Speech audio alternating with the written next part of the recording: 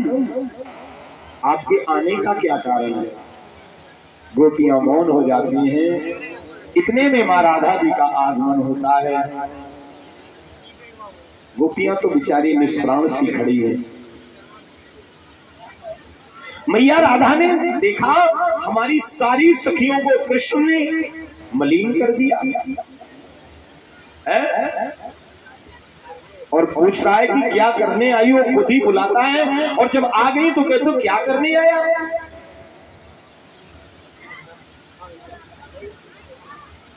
अरे भैया, राधा जी आगे बढ़ी और राधा जी ने आगे बढ़कर के कृष्ण का पीतांबर पकड़ा।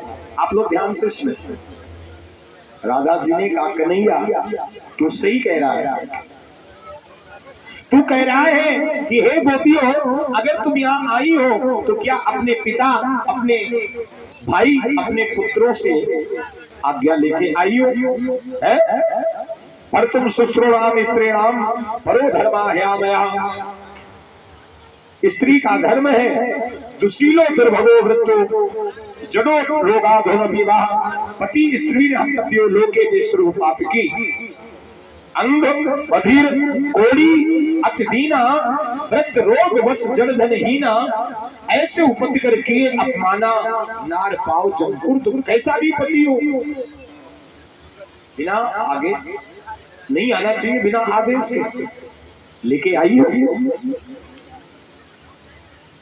ये तुम कह रहे हो सही बात है।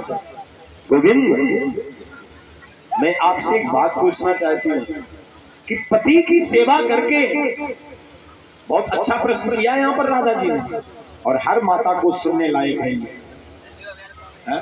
क्या पूछा? राधा जी ने कहा कि ये बताओ, स्त्री अपनी पति की सेवा करके प्राप्त क्या करेगी? क्या मिलेगा उसको? क्या मिलता है? आप अगर पूरा जीवन धर्म में व्यतीत करें, पूजा पाठ करें, वास्तव में मानवता का चोला पहने, मनुष्य बनकर के जिए, संत बन के जिए, तो आपको क्या मिलेगा? का सदगति मिलेगी। और ध्यान से सुने, राधा ने कहा कि आप मुझे ये बताओ, आप कहते हो पतिव्रता होना चाहिए, पति की आज्ञा लेके आना चाहिए, पति की सेवा करके, पति की आज्ञा में रह करके हमें मिलेगा क्या? गोविंद कहने लगे वैकुंठ। और कहा वैकुंठ में क्या मिलेगा? वैकुंठ में भगवान मिलेगा। बहुत अच्छी बात है। राधा ने कहा पतियों की सेवा करके क्या मिलेगा? का वैकुंठ मिलेगा। वैकुंठ में क्या मिलेगा? का भगवान मिलेगा। राधा ने कहा अगर वो भगवान बिना पति की सेवा किए ही उपलब्ध हो गया हो तो फिर हमें सेवा और ढोंग करने की जरूरत क्या रहेगी? भाई वो कृष्ण तो मुझे मिल ही गया, और जब कृष्ण ही मिल गया तो दुनिया के आडंबर की क्या जरूरत? नहीं, भगवान ने कहा फिर भी आज्ञा तो लेना बनता है ना। राधा जी ने कहा तो एक बात बताओ हे माताओं। राधा जी ने कहा एक बात बताओ कृष्ण,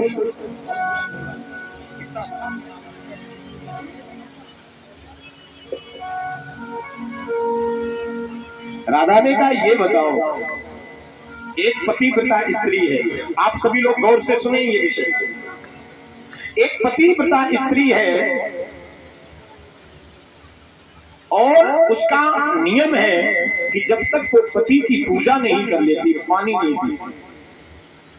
एक बार कहीं से उसके पति के लिए निमंत्रण आया और जाना बहुत जरूरी है।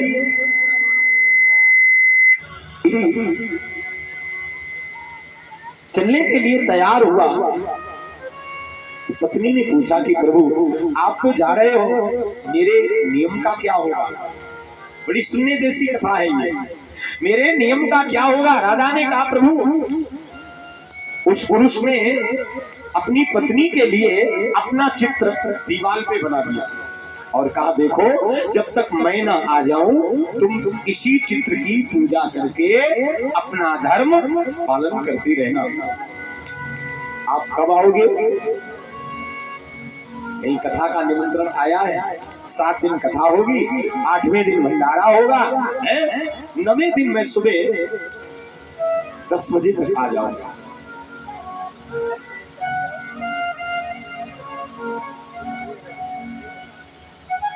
ठीक है। इतना कह के पति चला गया। वो जो चित्र बना था, पत्नी उसी चित्र की पूजा करके अपनी दिनचर्या चला रही है।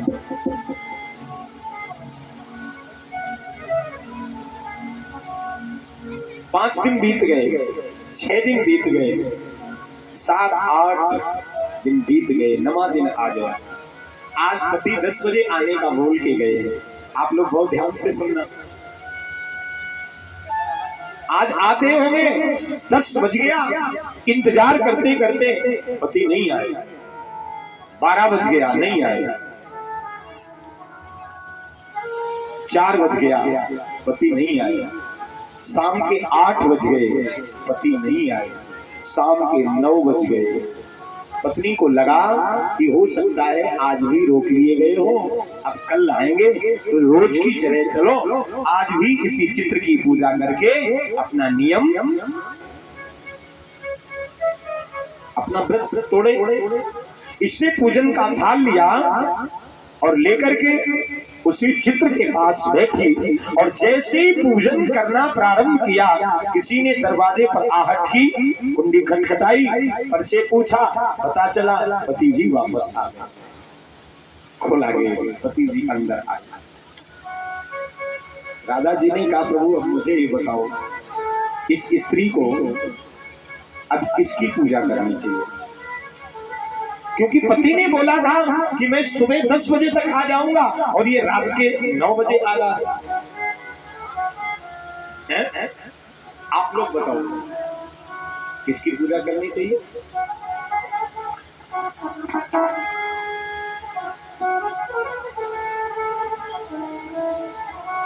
कृष्ण से राधा जी का प्रश्न ही है, किसकी पूजा करें? पति की या दीवाल वाले चित्र की? अगर आपके जीवन में ऐसा कभी है कोई हादसा हो तो आप क्या करोगी? दीवाल वाले की पूजा करोगी या पति की पूजा करोगी? अरे का महाराज पति पूजा करने काबिल थोड़ी है, ये झूठा निकल गया। कहा था 10 बजे आएंगे, रात को 9 बजे आ, ये भी कोई पति होता है? किसकी पूजा करें? कृष्ण से पूछा राधा ने, बताओ श्याम उस स्त्री को किसकी पूजा करनी चाहिए? कन्हैया ने कहा, राधा अरे जब ओरिजिनल आ गया है तो डुप्लीकेट की पूजा करने की जरूरत क्या रही? जब असली चीज सामने खड़ी हो तो लोकल को कौन देखेगा? और जब ये जवाब दिया ना, राधा ने पीताम्बर पकड़ के झटका लगाया, कहा गोविंद तुम हार गए हो, तुम्हारे इसी शब्द ने तुम्हें परास्त कर दिया। अरे साहब आपने ही निर्णय ले लिया, असली के सामने नकली की क्या जरूरत? तो सुनो गोविंद, हमारे सभी के असली पति तो आप हैं, और जब हम आपसे दूर हुए ना,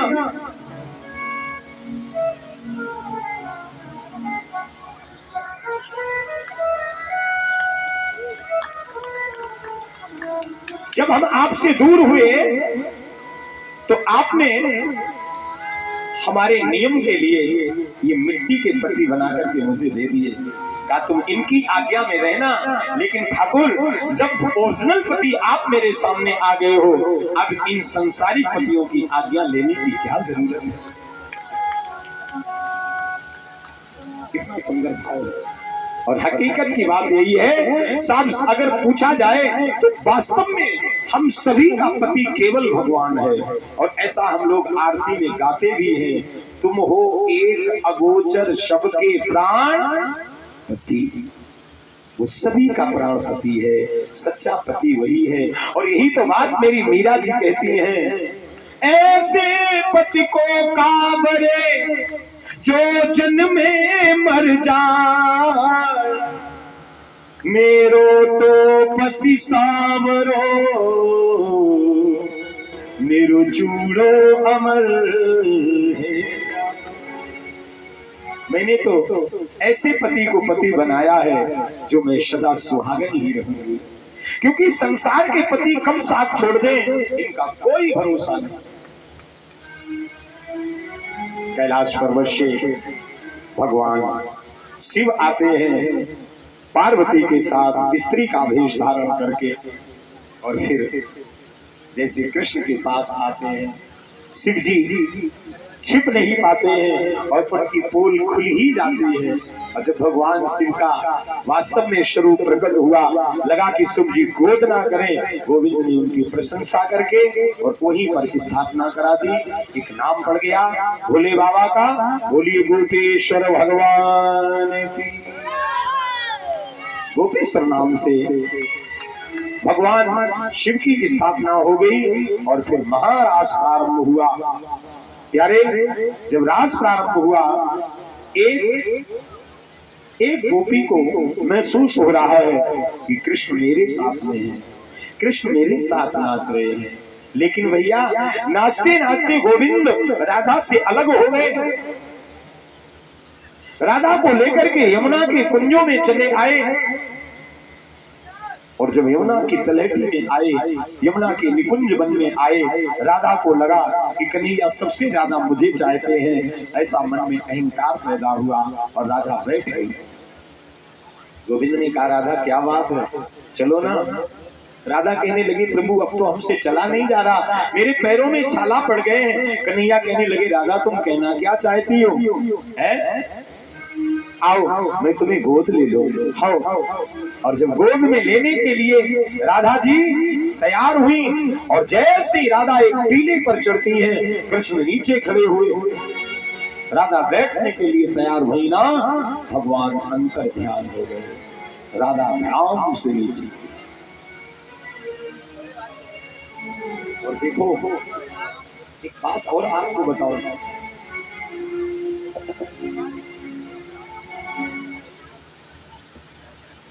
अभी जो कलश वाली बहनें जो आई थी बाहर, वो भागवत मंच की तरफ फिराएं, उनका सम्मान होने जा रहा है। जी कलश वाली बहनों को मैं जाने न दे, यहीं बैठाते हुए ना, बार बार निकलेंगी, तुम ऐसी इन्हें बैठा दो, यहाँ गद्दे लगा के यहीं बिठा दिया कर, जिससे आराम से उनका सम्मान होता रहे। उल्टी उल्टी रीत है। मैं पूर्वी क्षेत्र में गया, प्रतापगढ़, कुंडा प्रतापगढ़, वहां पर जो बेटियां कलश भरती हैं वो उल्टा दान करती हैं। हाँ, वहां के लोग उनसे दान करवाते हैं, तो जल्दी में कोई कलश भरने के लिए तैयार नहीं। और इधर तो कलश भरना अपने इधर तो फायदे का है ना हिसाब किताब। साल भर में 4 बार कलश भर जाए तो समझ लो मम्मी पापा कपड़ा लत्ता लिवाओ नहीं पड़ेगा। कोई बात नहीं, ये श्रद्धा है और यही दान पुण्य होता है। हाँ, ये सब ओमपाल भैया के सहयोगी लोग हैं, और सभी को बहुत बहुत साधुवाद हो। बिठा लो सभी बेटियों को, आप लोग बैठ जाओ, इनको बिठा के ही सम्मान किया जाता है।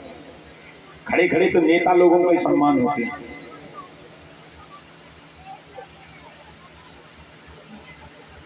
प्यारे, ये बड़ी अद्भुत कथा है महाराज की। ये महाराज हुआ क्यों है?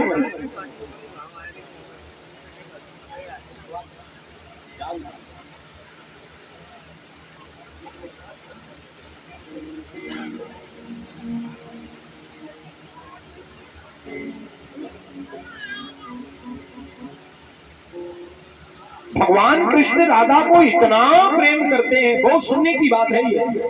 और राधा जी जब कृष्ण के ऊपर बैठना चाहती है तो गोविंद ने राधा को भी छोड़ दिया। इसीलिए इनका नाम है मोहन। मोह मोह नाम, मोह नाम, जिसमें किसी के प्रति कोई मोह ना हो, वही तो मोह है।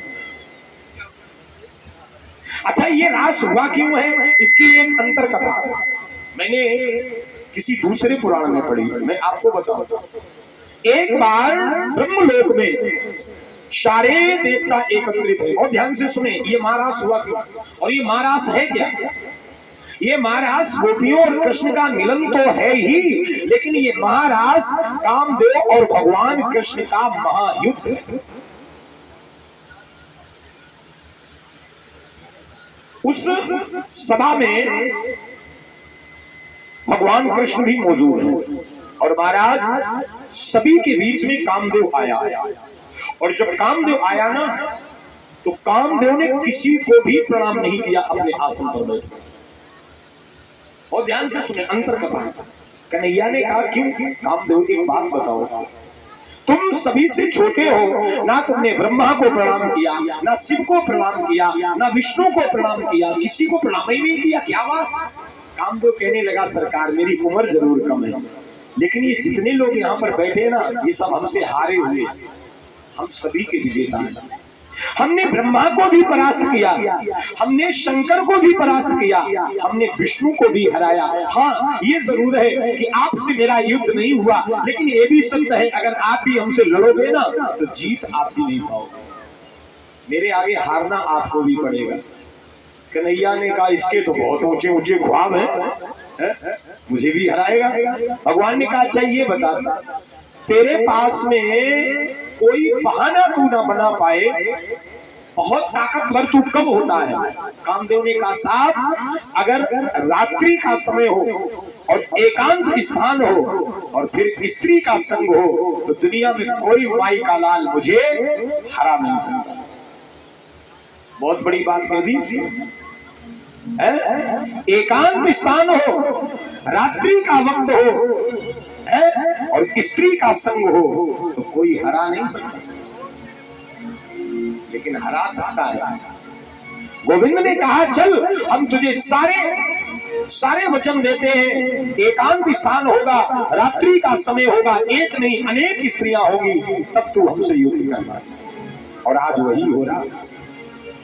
और देखो हुआ क्या, आपने सुनाई, ये कामदेव ने देखा कि राधा को कृष्ण अब गोद में लेंगे, और जैसे ही राधा को कृष्ण गोद में लेंगे हम कृष्ण का भी कामियों में नाम लिख लेंगे, हारे हुए में नाम लिख जाएगा। रजिस्टर लेके आ गया, लेकिन जैसे ही राधा बैठना चाहती गोविंद अंतर ध्यान हो गए।